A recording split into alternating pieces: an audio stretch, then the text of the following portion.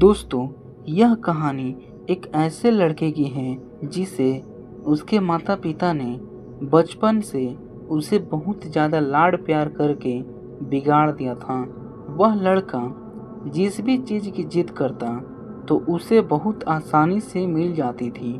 इसीलिए उस लड़के को ना सुनने की आदत नहीं थी और उसके दादाजी भी इस बात से बहुत नाराज़ रहते थे, क्योंकि उस लड़के को जो भी चाहिए उसके लिए वह बहुत जिद करता और अगर वो चीज़ उसे नहीं मिलती तो उसे बहुत ज़्यादा गुस्सा आता था और उसके पिताजी के द्वारा शिकार किए गए हिरणों का मांस खाना बहुत ही ज़्यादा पसंद था।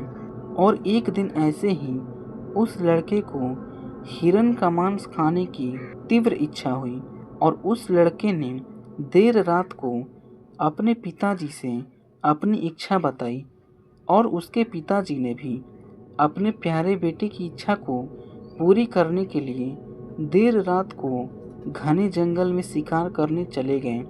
और उसके बाद पिताजी के जंगल में जाने के बाद ऐसे ही 3-4 घंटे बीत जाते हैं और वो लड़का इंतज़ार कर के थक जाता है। आखिरकार उस लड़के का सब्र टूट जाता है और वो उसी जंगल में जाता है जिस रास्ते से उसके पिताजी जंगल में गए थे।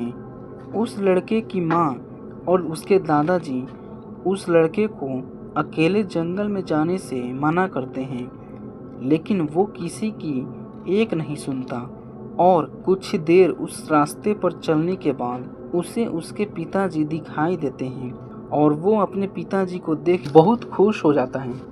लेकिन उसकी यह खुशी ज़्यादा समय तक टिक नहीं पाती और जब उसे उसके पिताजी के हाथ खाली नजर आते हैं तब उसे बहुत ज़्यादा गुस्सा आता है और वो अपने गुस्से की सनक में वह अपने पिताजी पे उसके पास मौजूद चाकू से हमला कर देता है। और ये सब इतना जल्दी हो जाता है कि पिताजी कुछ कर नहीं पाते और चाकू के कई गहरे वार सहने के बाद उनकी मौत हो जाती है। फिर वह लड़का अपने ही पिताजी के शरीर से कुछ मांस को काट लेता है और उन मांस के टुकड़ों को एक बैग में भर के घर पर ले जाता है। घर पहुंचने के बाद वह अपनी माँ को वह मांस के टुकड़े को पकाने के लिए कहता है, लेकिन उसकी माँ पूछती है कि पिताजी कहाँ हैं और वह जवाब में कहता है कि पिताजी को लौटने में देर हो जाएगी, इसीलिए वह खाना पका ले। लेकिन जब उसकी माँ रसोई घर में मांस को पकाने की कोशिश करती है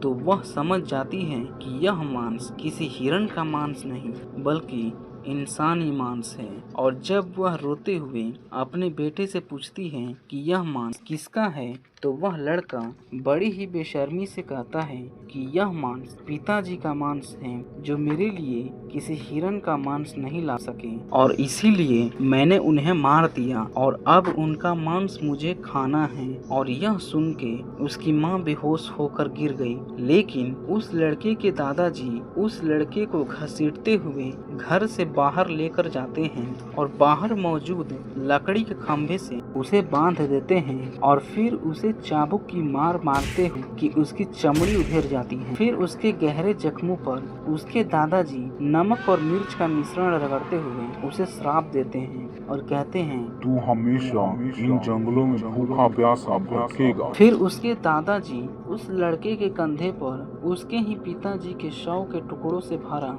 हुआ वह बैग दे देते हैं और उसे हमेशा के लिए घर से भगा देते हैं। और कुछ दिन बाद जंगल में भटकते हुए उस लड़के की भूख और गहरे जख्मों की वजह से मौत हो जाती है।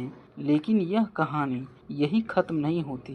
कहा जाता है कि आज भी उस लड़के की आत्मा वेनेजुएला के घने जंगलों में मंडराती है और जिन लोगों ने इस आत्मा को देखा है उनके मुताबिक उस लड़के के सिर पर एक बड़ी सी टोपी होती है और उस लड़के का शरीर भूख के कारण लंबा और पतला दिखता है और अपनी पीठ पर वो एक बड़ा सा बैग ढोता है जिसमें उसके शिकार बने लोगों की हड्डियां और मांस के टुकड़े होते हैं। कहा जाता है कि एल सिनबोल नामक यह आत्मा जंगल में शिकार करने गए पुरुषों पर ही हमला करती हैं और इसीलिए महिलाएं और छोटे बच्चे इस आत्मा के हमले से सुरक्षित रहते हैं। और यह भी कहा जाता है कि एल सिनबोन की जो आत्मा होती है वो वेनेजुएला के घने जंगलों में सीटी बजाती है। अगर वो सीटी की आवाज़ नज़दीक से सुनाई दे तो आप समझ जाइए कि एल सिनबोन की आत्मा अभी बहुत दूर है। लेकिन अगर यही आवाज़ आपके दूर से सुनाई दे तो आप समझ जाइए कि वो एल सिनबोन की जो आत्मा है वो आपके बिल्कुल ठीक पीछे है। दोस्तों, ये थी एक एल सिनबोन की जो स्टोरी थी। अगर ये स्टोरी आप लोगों को अच्छा लगा हो तो प्लीज़ मेरे चैनल डार्क फैक्ट्री को सब्सक्राइब जरूर से करिएगा, ताकि ऐसे ही हम नए नए स्टोरीज़ को जनरेट करते रहें। थैंक्स।